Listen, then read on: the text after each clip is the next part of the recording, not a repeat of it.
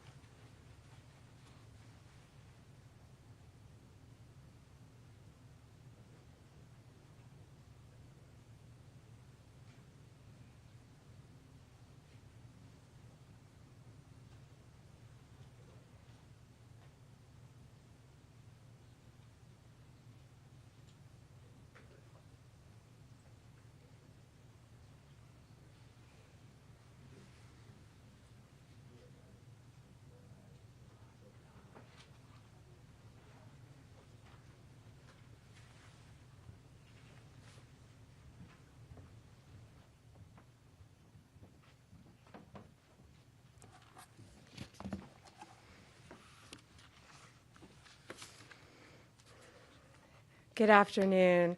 I'm sorry we were a little bit late. I was in the West Wing swearing in Tulsi Gabbard, and so I just came straight back here. So thanks for being patient with us with the delay.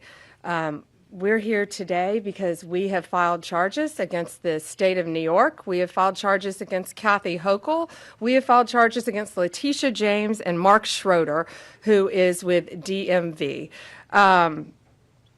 This is a new DOJ, and we are taking steps to protect Americans, American citizens, and angel moms, like the mom standing right behind me, who you're going to hear from in a moment. New York has chosen to prioritize illegal aliens over American citizens. It stops today. As you know, we sued Illinois, and New York didn't listen.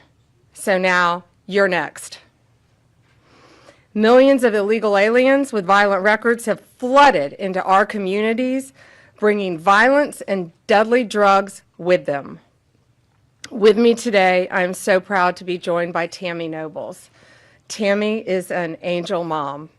Her beautiful daughter, Kayla Hamilton, was murdered by an MS-13 member in 2022. Kayla had just turned 20 years old, and she was raped and murdered by someone who should not have been in our country. Yet, he was released, flown to Maryland, where he committed this violent murder. I just want you to hear from, Tammy. Tammy represents not only herself and her family, but all of the great angel moms around this country who have suffered because of what the Biden administration did, and it is over. Thank you for having me here today and being able to share Kayla's story.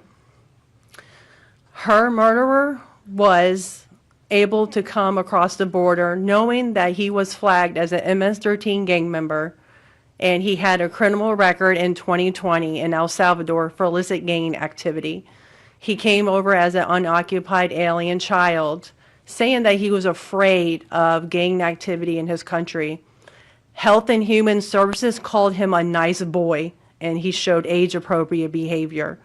That fell so wrong when he murdered my daughter. He ended up in Maryland, where he was able to rent a room in the same mobile home as her.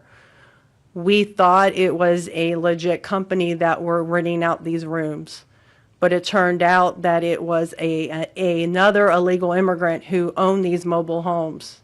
And he knew Walter from El Salvador. He knew him and allowed him to rent a room with my child.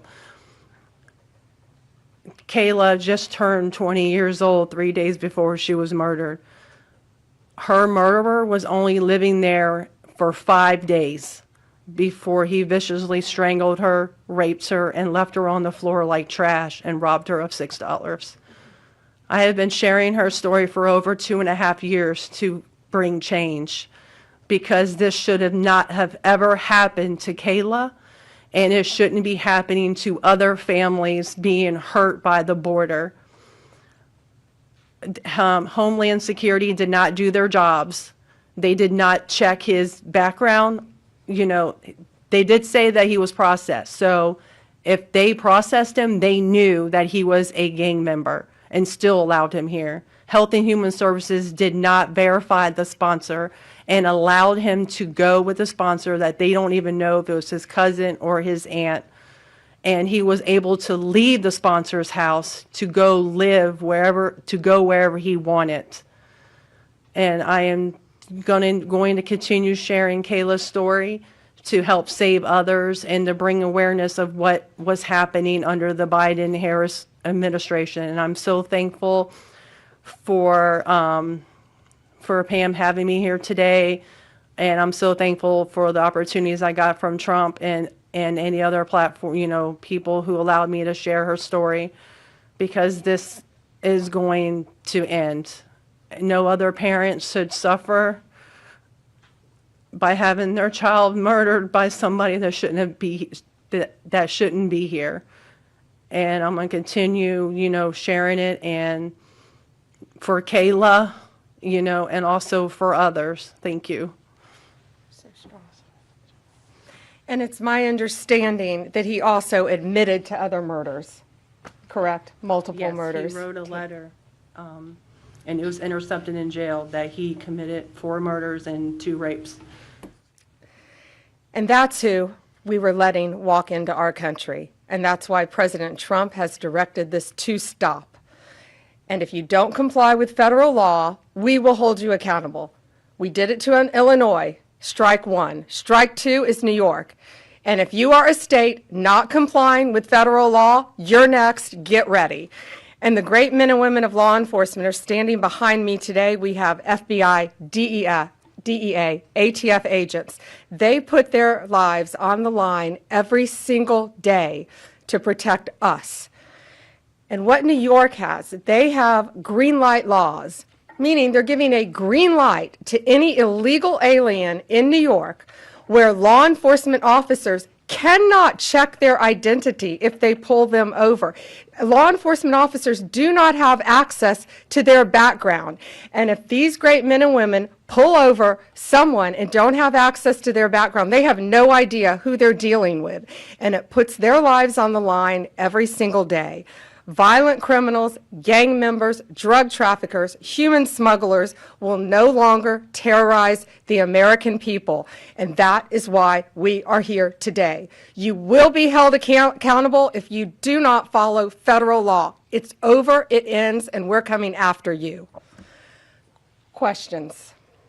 We have time for a few questions. David Spunt with Fox News. Madam Attorney General, thank you and welcome to the Justice Department. Thank you. I have a quick on-topic and a quick off-topic Sure. question. On-topic, in your executive order or in your orders on the first day you were here, you talked about working with the Justice Department, or these sanctuary cities, as you say, will be Yes. punished. Today you're putting people on notice. Right now, we're just lawsuits. Is this going to go further? What kind of punishment are we talking about? Is there any grounds to charge individuals, charge politicians? How far is this going to go? Well, we're going to see what they do next, David. We have sued them all. We've personally sued the governor, the attorney general, Letitia James, and Mark Schroeder with DMV because he has the green light laws. So what they have to do, they have to start complying with federal law. If they don't, we're going to appeal it, and we will win. They have to comply with federal law. Did you have a second question? I did have a second off-topic question in this regard to the judiciary. Today, Elon Musk, who has enormous influence in the Trump administration, posted on X, quote, "There needs to be an immediate wave of judicial impeachments, not just one." As the Attorney General of the United States, how do you respond to that? Shouldn't the process work out in the courts before we talk about judicial impeachments? I mean, these are just TROs now at this time. Shouldn't these just play out? Yeah, I haven't seen Elon Musk tweet. He is a friend of mine. He is a great man. I think he's very frustrated with what's happening in our federal government. You know, at USAID alone, they're giving out billions of dollars that should not be distributed. We're going to back him up. You know, we work our whole lives in this country, and we all pay taxes in this country. And for people to find out that $2 million is going to Guatemala for sex changes is outrageous. And we're going to back up Elon Musk every way we can. That includes lawsuits against these people who are doing that, and we will be successful. Do you have concerns about judicial impeachments? That's not going to happen now. We're going to look at everything. We're going to follow the law right now. We're going to follow the process. These are federal judges with lifetime appointments, but they will be struck down ultimately by the Supreme Court of the United States if the appellate courts don't follow the law as well. Alana Richer with the AP. Hi. Hi. Thanks so much. I also have an on-topic and an off-topic. Sure. First of all, can you just briefly walk us through what the legal claims are you're making in this lawsuit? Yeah, absolutely. So the green light laws are that this is what the green light law says. It's a green light to illegal immigration, which says they can comply. That law is unconstitutional. They can't do that. And what they've done is they have a tip-off provision that requires New York's DMV commissioner to promptly inform any illegal alien when a federal immigration agency has requested their information. So think about the men and women in law enforcement behind me. That's basically, that's not basic, it's tipping off an illegal alien, and it's unconstitutional. And that's why we filed this lawsuit, and that's why we charge Mark Schroeder too, because he runs DMV. Oh, I'm sorry, you had a second question. Yeah, my off-topic question, I wanted to ask about Mayor Eric Yes. Adams' case. As of at least a few moments ago, SDNY still has not dropped that case. Have you or other DOJ leadership spoken to the acting U.S. attorney in SDNY since the memo was sent earlier this week? And what will you do if she refuses to drop the case? I have not spoken to her. I know our acting DAG, Emil Bove, has spoken to her, and Chad Mizell may have spoken to her, but that case should be dropped. It was done at the directive of Emil, so that case should be dropped. I did not know that it had not been dropped yet, but I will certainly look into that. Reagan, Daily Caller. Hi, Hi, thank how are you. you? Tom Homan suggested this week that someone from within the FBI may be leaking information about the ICE raids and that such could be putting officers' lives at risk. Has the DOJ gotten any closer to determining if these leaks are coming from within the FBI? And what will the consequences be if they can identify the leakers from the FBI? Excuse me. Well, first, I can't talk about anything that is ongoing, and that is ongoing. And it's really for the similar reasons of what I said earlier. The great men and women in law enforcement standing behind me today, they must be protected. And anytime anyone leaks or tips off anything regarding a pending investigation, that jeopardizes lives. You're telling a bad guy what's about to happen. It could jeopardize the lives of all the men and women in law enforcement. We will not stand for it. We will find you. We're going to investigate it, no matter what agency it came from. We don't know for certain. We have an open investigation, so I can't talk about it in detail, but we will do everything in our power to hold you accountable, and it is a crime, and you will be prosecuted when we find you. I got time for one more. Alana Austin, Newsmax. Hi, Madam Hi, Alana. Attorney General. Thank you so much for your time. I was also interested in hearing specifically what the interactions have been like with Mayor Adams. And I know he has a little bit of a different tone than some of the other Democrats out of the Empire State. And then also Denver Mayor Mike Johnston, because before the President Trump went back into office, he had issued some words about a potential standoff and then walked that back. So I was curious to see what things have been like out of New York City and Denver officials. Yeah, well, we're hoping that in New York, Mayor Adams is going to cooperate with us with the sanctuary cities and the illegal aliens. And has the mayor in Colorado been cooperating? Do we know? I believe he might have now. Yeah, I believe Colorado is now cooperating. That's what we want. We don't want to sue you. We don't want to prosecute people. We want people to comply with the law. This is very simple. An MS-13 member murdered her daughter. That's happening throughout this country. We have one angel mom is too many. And we have angel moms throughout this country who should not be going through this. Comply with the law. This is the last thing we want to be doing. We want to be out there, all of us, fighting violent crime. Yet we're fighting illegal aliens, and that ends, and it's going to end today. That's all we have time for, guys. Thank you. Thank you. Thank you all. Thank you. Thank you.